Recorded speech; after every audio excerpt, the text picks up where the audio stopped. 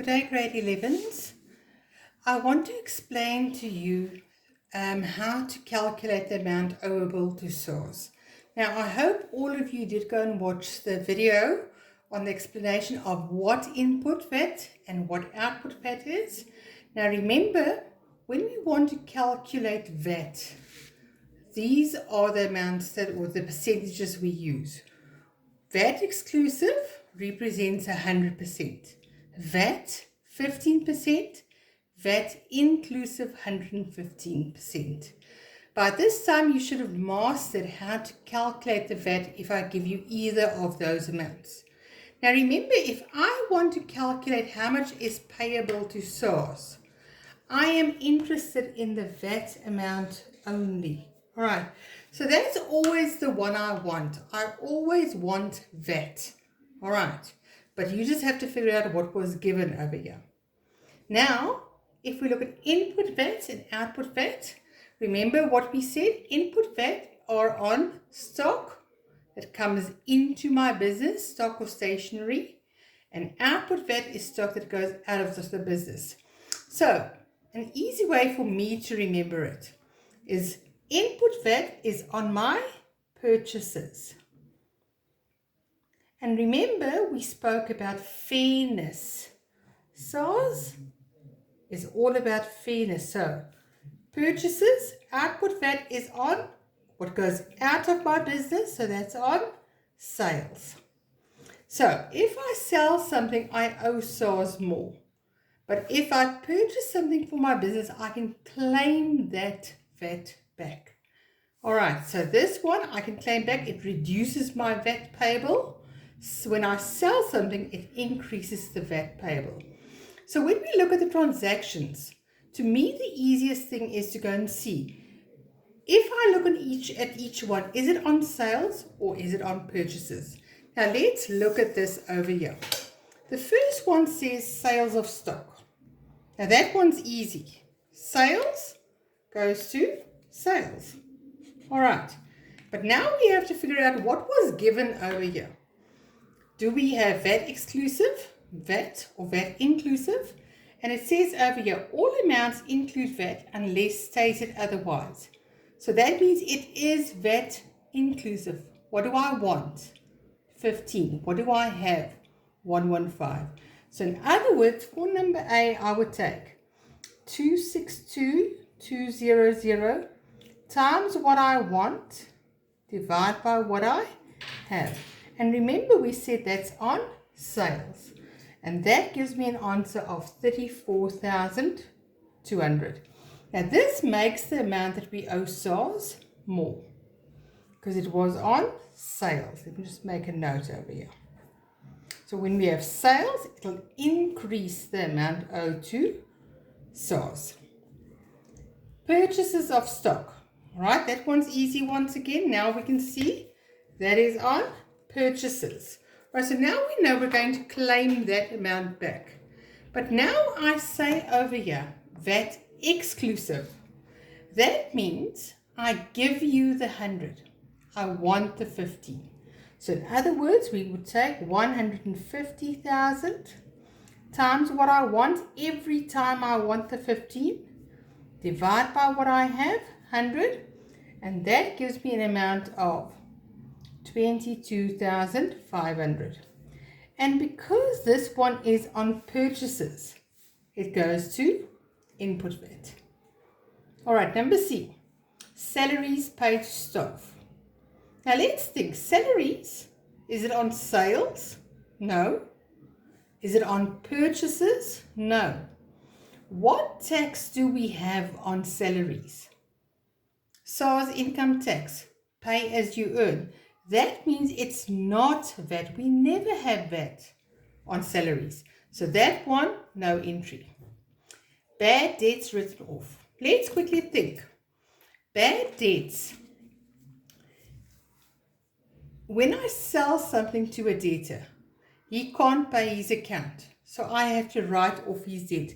So therefore, I can say that this actually is on sales. All right. But now let's think. Will it increase my amount owed to SARS or decrease? Think about the fairness again now. When we write off bad debts, did we really sell this? Are we getting that money in? No. That means they will reduce the amount we owe for output VAT. So now, remember, I don't want to reduce the full amount. I only want the VAT that's included in here. So I take what I have in Rand, 7524, times by what I want in a percentage. I always want 15.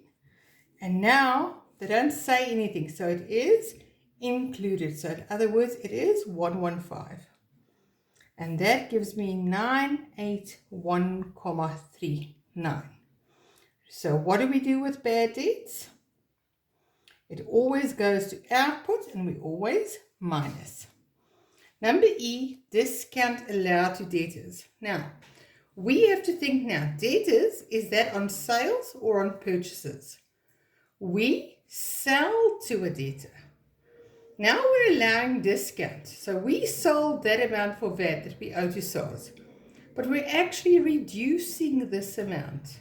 So that means the amount that I owe for output VAT will be reduced. Okay, so once again, discount allowed belongs to sales output. All right, so now I take what I have in Rand, 2394 times what I want. I only want the VAT included there, not the full amount. And if they don't say anything, it's always inclusive, 115. And that gives me an answer of 312.26. Remember, that's discount allowed, always a minus under output VAT. Now, discount received from a creditor. Now, the fact that we're talking about a creditor, it means I purchased. So now it's discount for a creditor, so that'll be on purchases. Now remember, when I purchased, they gave me discount now, so that reduces the amount I can claim back. So therefore, it'll be a bracket, a minus under input VAT. So discount received. Remember, this one is VAT inclusive. I only want to minus the VAT amount. So I take what I have, 1254, times by what I want in a percentage, divide by what I have in a percentage. And that gives me 163.57. So now, remember, discount received is always under input and always a minus. Debtors allowances. Now, let's think again. A debtor, is that sales or purchases? A debtor, once again, is sales, because I sell on credit to a debtor. Now, that means he returned goods. So if you return the goods, this amount that we owe SARS will be reduced because we didn't sell all of it. So therefore, it will be a minus under output VAT. So once again, I take what I have in Rand, 1824, times by what I want, divide by what I have. Okay, and that gives me 237.91. And remember, debtors allowances, we always minus under output VAT. Now, once again, we're buying. Buying is the same as saying purchases. And now you know purchases is input VAT. So, input VAT, purchases. I take what I have in Rand, 7182 times what I want, divide by what I have. And once again, I have my VAT inclusive amount because we didn't state otherwise. Now remember, the amount that I can claim back increases now. And that gives me 936.78. Now you don't have to write the plus. Remember, if there's no sign, I assume it's an add. And instead of bracket, you can also write a minus, but in accounting, we prefer a bracket. Last one, stock returned to a supplier. Now, if I return stock to a supplier, it means originally I purchased it, like these two.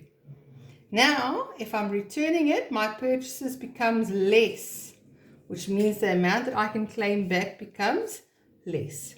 So I take 2964 times what I want. This is VAT inclusive, divide by what I have, and that gives me 386.61. All right, so what must we remember? Purchases, always a plus under input VAT, and then stock returns. So returns to a creditor is always a minus under input VAT. Now my next step is, now I go and add up my output VAT side. So 34,200 minus all of these brackets, and I get 32,668.44.